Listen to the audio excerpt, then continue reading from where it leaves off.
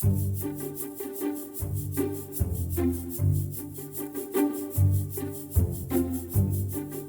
and welcome to Politics at Jack and Sam's Daily, the vitamin shot of news about the day ahead on the campaign trail. My name is Jack Blanchard, Politico. With me, as always, is Sam Coates of Sky News. It is Friday morning. It is day 30 of the campaign, and Sam, there are only 13 days left until polling day, less than 2 weeks to go. And with my heart sinking, I'm staring into the Zoom camera this morning, and that is not your house, is it? That is not your wife's beautiful study in the attic of a lovely old house in South East London. I see beige. I see hotel pillows. Where are you, Sam? I am in York, and I couldn't be happier to be anywhere else, because in the end, you just had to be at the question time debate last night. I'm in a hotel room in York where it is so sunny that I've had to draw the curtains and put on the lights.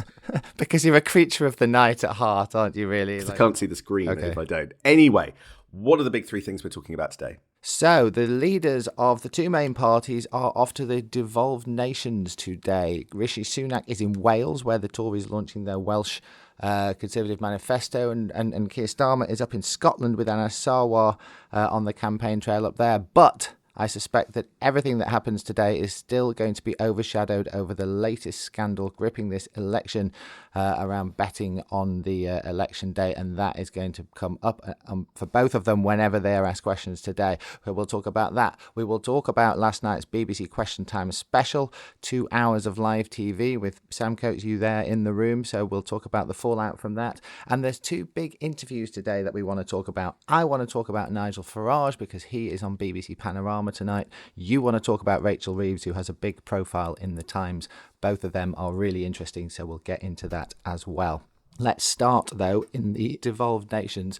It's interesting that on a Friday, the leaders go off far away from London, and I think Keir Starmer will be very keen to be seen up in Scotland today. You know, Anna Sarwar is doing very well up there since he took over as Scottish Labour leader. We know that Scottish Labour are on the comeback trail, and the SNP are staring down the abyss of losing lots of seats, so it's very important for Keir Starmer to be seen up there as much as possible, and actually wants to be associated with Anna Sarwar, who is a moderately popular figure up in Scotland. Wales is trickier place for Rishi Sunak, I would say. If you look at the MRP polls of doom for the Tories, you know, there's a reasonable chance the Tories could lose very many, if not all of their seats in Wales on July the 4th. So it's harder for him, but he's got to be seen out there campaigning.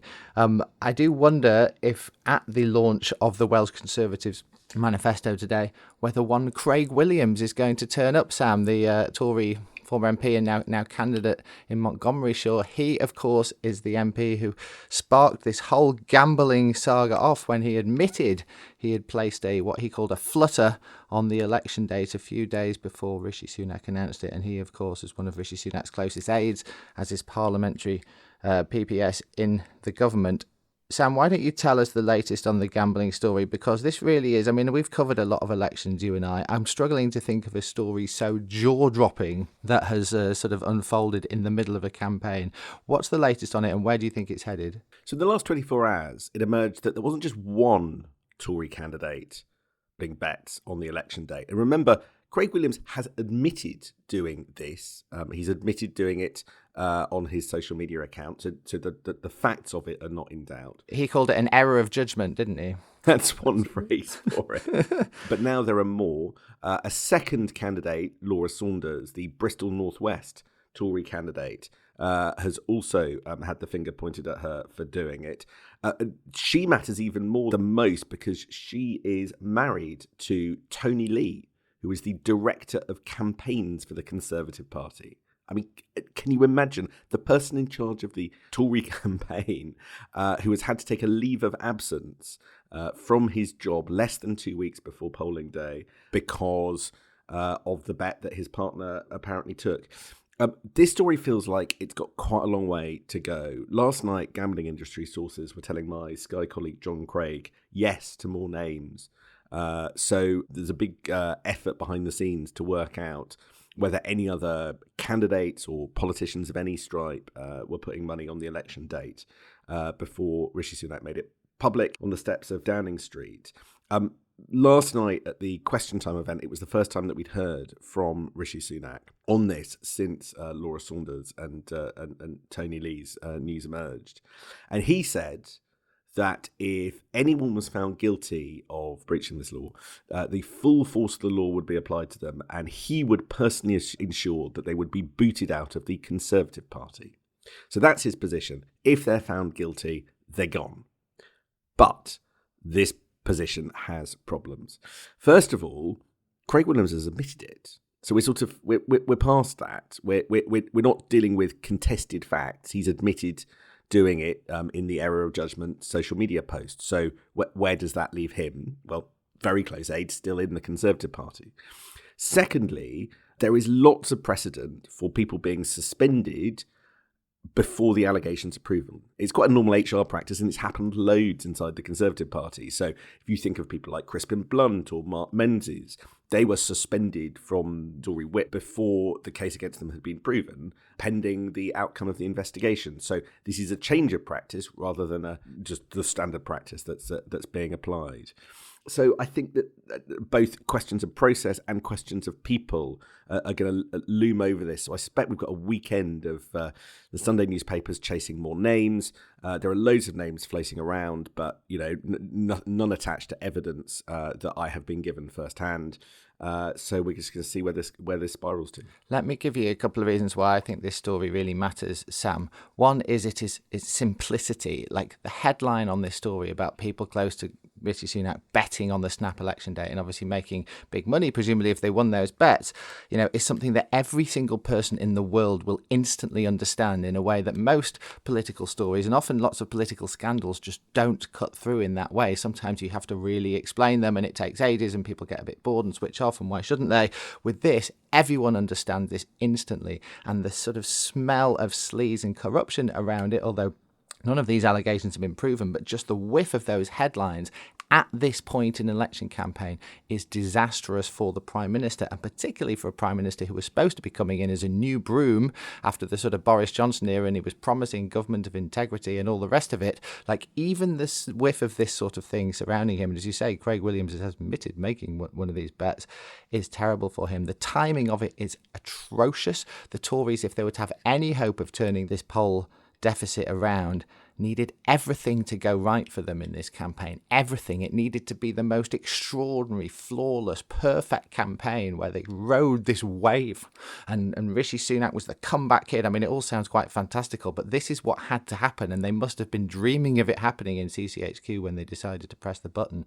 Instead, we've had one thing after another, D-Day being the first, most prominent, and now this, that have just completely overshadowed the campaign and will probably be the main things that normal people actually remember for it. It's not Labour making these gaffes, it's the Tories, the people who were behind in the first place. It's like you're 4-0 down, you've got to, play the perfect second half to come back, and instead you keep smacking the ball into your own top corner, and that is just a nightmare for the Tories, and it means that they can't get their own messages out about Labour, about Labour's supposed tax plans, all those attack lines we've talked about. Nobody's talking about them today. They're all talking about this gambling saga, and as you said at the top, there's less than 2 weeks to go, so it just eats into the time that Rishi Sunak's got to try and turn this whole thing around. And as you say, expect it to run and run. The Sunday papers will be crawling all over this immediately. They'll be desperate to name more names if there are more people involved or alleged to be involved, and so there'll be loads more to read about this in the days ahead.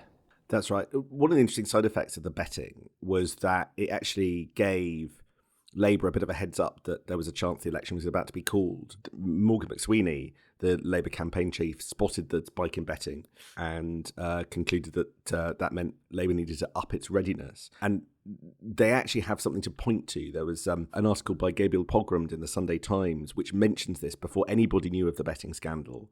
So it appears that the other consequence of the bets being placed is that it tipped off their principal rival. So well done, everyone. We probably ought to talk about why I am in York. That was for last night's Question Time debate. The four leaders of the four biggest parties, Keir Starmer, Rishi Sunak, Ed Davey and John Swinney, faced an audience for half an hour each. I mean, frankly, Jack, the audience were easily the winners. If elections are meant to be about the future, this audience relentlessly held all four men to and sort of grilled them over their record and sort of held them to account for things that have gone wrong in politics or things that they were unhappy with from these 4 individuals' records over the last few years. It was pretty brutal to watch. Rishi Sunak, there was heckling at one point. The questions were absolutely brutal. Is Britain a laughingstock after the last 7 years? The audience ended up clapping themselves a bit more than the people on stage at a point, I thought. Rishi Sunak was pressed on, what happens if you don't do national service under his plan? And he sort of said, maybe there's maybe people lose access to finance. Everyone was like, what, that you lose your bank account? He said, there's lots of precedent from around Europe. We'll come back with a royal commission. Well, it does look like that's what could happen. In the Netherlands, they do freeze bank accounts for people who don't follow schemes in that country. Keir Starmer, well, he was pressed again, like he was last week by Sky's Beth Rigby, on why he thought that Jeremy Corbyn would make a good prime minister. And he actually came out and said Jeremy Corbyn was better. Would have been better than Boris Johnson, and that makes some of the front pages this morning. And he still sounded rattled over the question of his relations with Rosie Duffield, a gender-critical Labour MP who has done a lot to campaign and clarify Labour's position on gender and self-recognition and trans issues. He didn't deal with that question desperately gracefully.